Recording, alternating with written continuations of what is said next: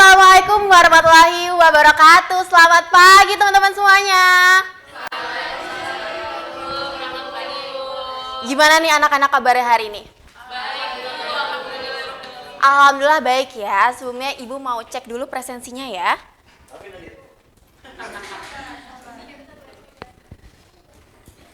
Oke, untuk sekretaris gimana untuk presensi hari ini? Ais, gimana Ais? Hadir semua ya. Oke, silakan ketua kelas mimpin doa dulu terlebih dahulu. Teman-teman semua, sebelum kita mulai belajar hari ini, ada baiknya kita berdoa kepada masing-masing. Berdoa dimulai. Berdoa selesai. Oke, sip. Kayaknya pada lemes banget nih anak-anak semua. Ibu mau tes dulu dong semangat anak-anak ya.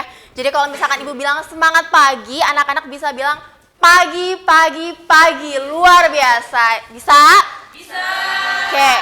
Semangat pagi. Pagi, pagi, pagi, luar biasa. Oke, tepuk tangan dulu buat kita semua. Oke, sebelum kita masuk ke materi, kita harus konsentrasi dulu. Jadi kalau misalkan Ibu bilang konsentrasi, konsentrasi dimulai. Bisa? Bisa. Bisa ya, oke. Konsentrasi. Konsentrasi dimulai. Oke, sip. Kita akan masuk ke materi, yakni mengenai kedudukan dan klasifikasi pajak. Jadi di sini anak-anak nggak cuma belajar, jadi anak-anak juga berperan sebagai detektif pajak seperti itu. Oke, nah selanjutnya kalau misalkan anak-anak sebagai seorang detektif pajak, jadi kita harus bisa menganalisa dari kedua struk ini. Jadi misalkan Ibu punya struk ya. Struk yang pertama ini Ibu belanja di minimarket gitu, terus kemudian yang kedua Ibu belanja di restoran. Dan keduanya memiliki sebuah PPN yang berbeda. Oke? Yang pertama, kalau misalkan Ibu belanja di supermarket, itu PPN-nya kena 11%. Betul? Betul. Kalau misalkan Ibu belanja ke restoran, beli makanan, ataupun Ibu beli kopi di kafe, itu ada PPN-nya. Berapa PPN-nya? 10%. Gitu. Jadi kita sebagai detektif pajak, kita harus bisa menyelesaikan sebuah misteri ini. Pertama, silakan dibaca Alvin. Apakah uang pajak dari kedua struk ini larinya ke tempat atau kantong yang sama? Lalu siapa lembaga yang berhak mengambil uangnya, teman-teman sekalian? Ayo. Gitu, betul. Boleh tepuk tangan dulu buat Alvin? Oke, simpan dulu jawabannya, kita akan mempelajari lebih lanjut. Nah, di sini Ibu akan jelaskan mengenai kedudukan dan klasifikasi pajak. Kalau misalkan di Indonesia, itu kedudukan dibagi menjadi dua. Ada yang namanya hukum private dan hukum publik gitu. Kalau misalkan hukum private apa sih Ibu? Jadi kalau misalkan hukum private itu adalah hukum yang mengatur antara pribadi. Jadi dia nggak diketahui oleh berbagai pihak manapun. Contohnya apa sih Ibu? Boleh, ini ada yang namanya hukum perjanjian. Yang kedua ada hukum waris. Terus yang ketiga ada apa? Hukum sewa menyewa. Seperti itu. Ibu kalau misalkan hukum publik apa? Hukum publik itu adalah hukum yang mengatur pengelolaan pajak dari negara kepada rakyat. Sampai sini paham? Paham ya? Jadi kalau misalkan Ibu bilang kedudukan pajak berada di bawah hukum, nanti anak-anak langsung kompak bilang publik. Bisa? Bisa ya? Oke, kedudukan pajak berada di bawah hukum? Publik. Cakep. Nah, selanjutnya di sini Ibu izin menjelaskan mengenai klasifikasi pajak. Jadi buat memecahkan sebuah misteri struk tadi ya. Pertama itu kalau misalkan kita bisa lihat itu ada yang namanya pajak pusat, teman-teman, anak-anak. Kalau misalkan pajak pusat itu dikelola oleh pemerintahan pusat. Contohnya apa sih? Kemenkyu, terus ada DJP. Apa DJP? Direktorat Jenderal Pajak. Betul, diolah oleh APBN. Apa APBN? Anggaran Pendapatan Belanja Negara. Contohnya apa sih? PPH dan PPN. Berbeda sama daerah. Kalau daerah dia dikelola oleh kantor gubernur gitu. Oke? Dia dikelola oleh APBD. Bedanya kalau misalkan pusat di APBN, sementara kalau APBD dia masuknya ke daerah. Apa itu APBD coba?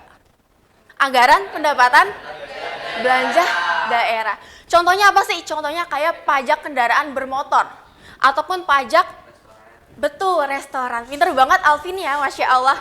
Ibu seneng deh dengan Alvin. Oke, selanjutnya di sini kita bisa menyelesaikan misi detektif ya. Jadi Ibu akan membagikan sebuah kertas, silakan dibagikan. Cepat aja.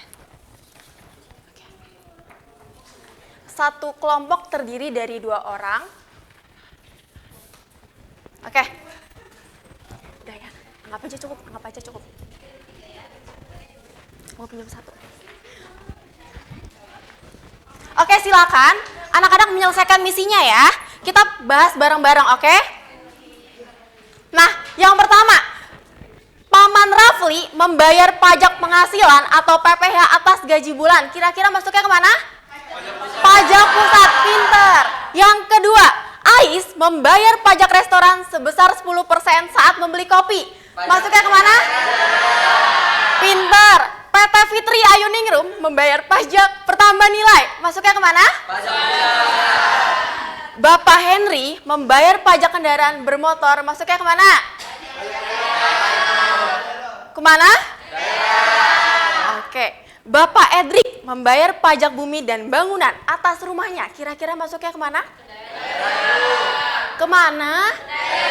Ke daerah. Oke, yang keenam. Perusahaan kosmetik membayar pajak reklame di pinggir jalan. Masuknya kemana tuh? Kemana? Ini yang sebelah sini kurang kompak kemana? Oke. Kemudian Om Alvin membeli materai tempel 10.000 untuk berkas magang. Masuknya kemana? Kemana? Oke, kedelapan. Ibu Stevi selaku pengendara mobil membayar tarif masuk jalan tol. Masuknya kemana? Kemana? Ke daerah ya. Oke, selanjutnya di sini nomor 9. Warga membayar retribusi parkir di tepi jalan umum kepada petugas. Masuknya kemana kira-kira? Kemana? Ke pajak mana? Pajak mana? Pajak daerah. Oke, terakhir nih ya, Ibu mau mengetes kalian. Importir membayar bea cukai atas barang elektronik dari luar negeri. Masuknya kemana kira-kira? Kemana? Daerah. Oke, pada pinter-pinter banget ya. Silakan disimpan terlebih dahulu. Jangan lupa ditulis nama kelompoknya ya. Oke.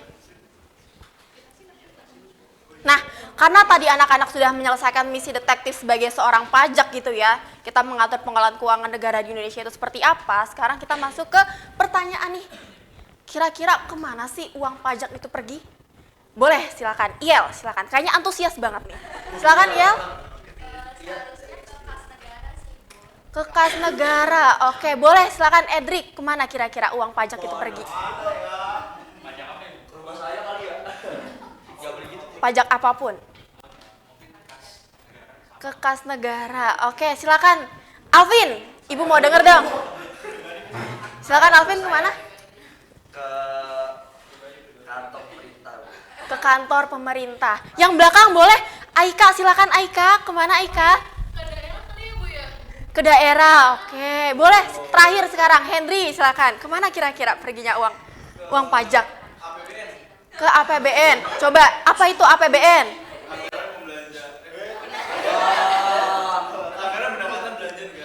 Anggaran pendapatan belanja negara. Betul. Jadi uang pajak itu larinya ke kita sendiri. Jadi ibaratnya walaupun warga gitu dia udah mampu bayar pajak, kemudian dikelola oleh pemerintah, dan pemerintah kemudian dia mengalokasikannya kepada fasilitas pelayanan publik. Dan fasilitas pelayanan publik itu dapat kita rasakan sendiri. Contohnya apa sih fasilitas pelayanan publik? Jalan yang bolong. Apa?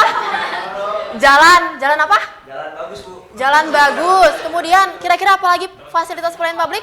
Sekolah, terus? Transportasi umum, apalagi coba Henry silakan, apalagi Henry? Fasilitas umum. Contoh dari fasilitas umum yang dapat kita. Oke, halte bus. Silakan Desti, kira-kira apa Desti? Puskesmas termasuk nggak sih Bu? Betul, termasuk puskesmas. Anak-anak Ibu sangat pinter banget ya. Oke, jadi udah jelas ya sampai sini ya. Nah, selanjutnya di sini Ibu akan menjelaskan pembagian pajak menurut sifat dan golongan pajak. Kalau misalkan menurut sifatnya itu ada 2 anak-anak. Jadi ada yang namanya pajak subjektif dan ada yang namanya pajak objektif. Kalau misalkan anak-anak melihat dari pandangan subjektif itu adalah pajak dilihat dari kita sendiri. Subjeknya, siapa sih kita gitu ya. Contohnya kalau misalkan anak-anak belajar SPOK, apa itu SPOK? Subjek, subjek, predikat, objek, dan keterangan. Dan keterangan dia terbagi menjadi dua. Ada yang namanya keterangan tempat dan ada yang namanya keterangan waktu. Di sini kita bisa lihat dari sisi pandang subjek. Gitu ya. Contohnya kayak kita ataupun ayah kita deh sama-sama dapat gaji gitu ya. Dan dilihatnya apakah laki-laki tersebut masih lajang ataupun dia udah punya anak gitu ya. Jadi ketika bayar pajak itu dilihatnya dari PTKP, penghasilan tidak kena pajak gitu. Nanti kita akan belajar di materi berikutnya. Contohnya apa sih? Contohnya itu adalah pajak penghasilan yang tadi udah Ibu singgung. Kemudian yang kedua adalah pajak objektif. Apa itu pajak objektif? Bisa dibaca Hasna? Kelihatan? Kelihatan dong. Hanya melihat pada objek atau bendanya atau peristiwa transaksi saja Bu, tanpa peduli kondisi pribadi subjeknya. Betul, tepuk tangan dulu buat Hasna. Oke, nah jadi kalau misalkan tadi subjektif dilihat dari orang, sementara kalau misalkan objektif dilihat dari barangnya. Siapapun yang beli misalkan, entah kakek, entah nenek, entah anak-anak yang beli barang, dia objeknya sama dan dia tetap dapat PPN gitu. Apa itu PPN? Pajak pertambahan nilai. Pajak pertambahan nilai. Oke, paham sampai sini? Kemudian yang kedua itu berdasarkan golongannya.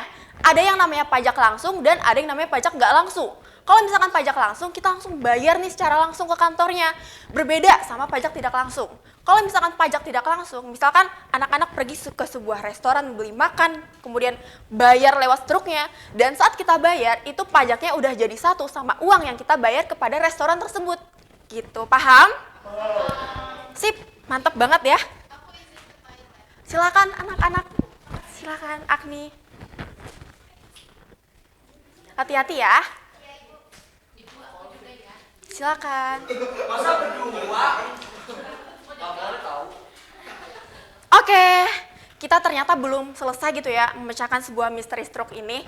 Jadi yang pertama, apakah uang pajak dari kedua stroke ini masuk ke kantong yang sama? Di sini kan ada stroke belanja minimarket ya, PPN-nya 11% gitu. Terus kemudian yang kedua adanya stroke makan restoran. Apakah masuk ke kantong yang sama? Beda dong. Betul. Kira-kira kemana Alvin? Saya dulu. Siapa kita saya? Kalau PPN itu berarti kalau PPN masuknya ke dalam pajak pusat Ibu. Betul. Yang PPB tadi masuknya ke pajak daerah. Pintar, 100 buat Alvin. Oke, sekarang boleh nih sebelahnya Ibu mau denger nih dari tadi kayaknya diem aja gitu ya. Boleh yang kedua, silakan Ana. Kira-kira siapa sih lembaga yang berhak mengambilnya gitu ya? Apakah pemerintah pusat ataupun pemerintah daerah gitu? Yang mana kira-kira? Kira-kira kalau misalkan stroke belanja minimarket masuknya kemana nih? Ke lembaga mana? Kalau misalnya tadi yang daerah ke kantor gubernur yang itu. Betul, terus? Terus kalau misalnya yang pusat, mana sih? OJK bukan Alvin. DJP lebih tepatnya, tapi nggak apa-apa. Tepuk tangan dulu buat Alvin dan Ana. Oke, jadi seperti itu ya. Kalau misalkan stroke belanja minimarket larinya kepada pemerintahan pusat, sementara kalau misalkan stroke belanja makan restoran yang kita makan sehari-hari, dia masuknya ke kemana? Pemerintah daerah. Nah, selanjutnya kita masuk ke kesimpulan nih. Oke, jadi pembelajaran hari ini kita tadi sudah belajar mengenai kedudukan pajak, yang dimana ada hukum publik, ada hukum private gitu ya. Terus kemudian kita udah belajar yang namanya klasifikasi perpajakan menurut apa aja? Menurut sifat, terus menurut golongan gitu ya. Boleh silakan dibaca. Kira-kira kesimpulannya apa, Stevi? Kelihatan? Betul.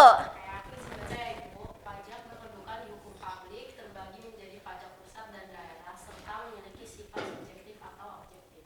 Pintar. Nah, selanjutnya untuk terakhir kelas pembelajaran hari ini, Ibu ada tugas nih. Silakan anak-anak cek satu jenis bukti bayar ataupun tagihan di rumah. Kemudian kira-kira cari siapa pemungutnya, apa pungutannya, dan dikumpulkan besok pagi di ruang Ibu jam 6 pagi. Paham? Paham ya? Oke, selamat anak-anak sudah resmi menjadi detektif pajak. Silakan. Oke. Udah S1 SPD. Sebelum menutup pembelajaran hari ini, silakan ketua kelas pimpin doa. Sebelum mengakhiri perjalanan ini ada baiknya kita berdoa menurut agama dan percaya masing-masing. Berdoa dimulai. Berdoa selesai. Oke, berdoa telah selesai. Amin, amin ya robbal alamin. Ibu mohon maaf kalau misalkan ada kesalahan baik dari perkataan atau perbuatan. Kita lanjutkan di pertemuan minggu depan. Wassalamualaikum warahmatullahi wabarakatuh.